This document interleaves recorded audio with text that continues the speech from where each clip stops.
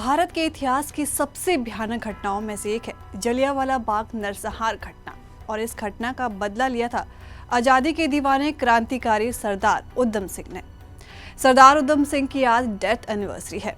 इन्हीं से जुड़े किस्से आज हम आपको बताने जा रहे हैं कि कैसे सरदार उधम सिंह ने जलियांवाला बाग में भारतीयों का कत्लेआम करने वाले जनरल माइकल ओडायर की गोली मारकर बैसाखी पर हुए नरसंहार का बदला लिया था। 13 अप्रैल 1919 को अमृतसर में स्वर्ण मंदिर के करीब जलियांवाला बाग में बैसाखी के दिन रॉलेट एक्ट का विरोध करने के लिए एक सभा हो रही थी। इस सभा को रोकने के लिए ब्रिटिश अधिकारी जनरल डायर ने अंधाधुंध गोलियां चलवा दी थी।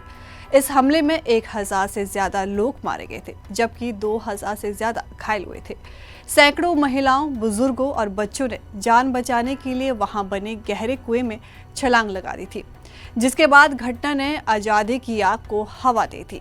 बचपन में ही माँ बाप को खो चुके उधम सिंह की परवरिश अनाथालय में हुई थी। इस घटना ने उनके मन में गुस्सा भर दिया था। पढ़ाई लिखाई के बीच ही वे आजादी की लड़ाई में कूद पड़े थे और जनरल डायर को मारना उनका मकसद बन गया।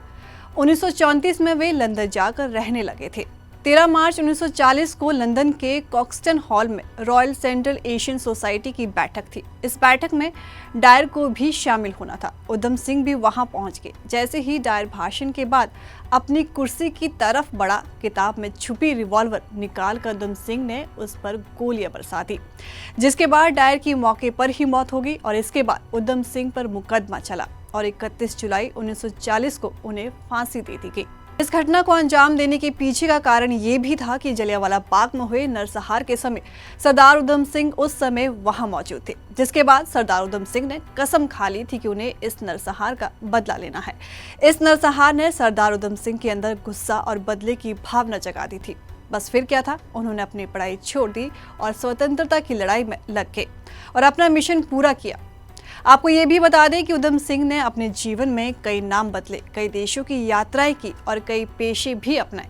जानकारी के अनुसार पंजाबी यूनिवर्सिटी पटियाला में इतिहास के प्रोफेसर डॉक्टर नवजीत सिंह ने अपनी किताब द लाइफ स्टोरी ऑफ शहीद उधम सिंह में बताया है कि उधम सिंह 1934 में किसी समय ब्रिटेन पहुंचे।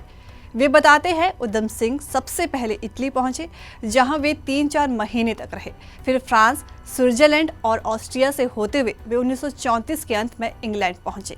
1936 और 1937 के बीच उधम सिंह ने रूस, पोलैंड, लातविया और एस्टोनिया की यात्रा की और 1937 में इंग्लैंड लौट आए।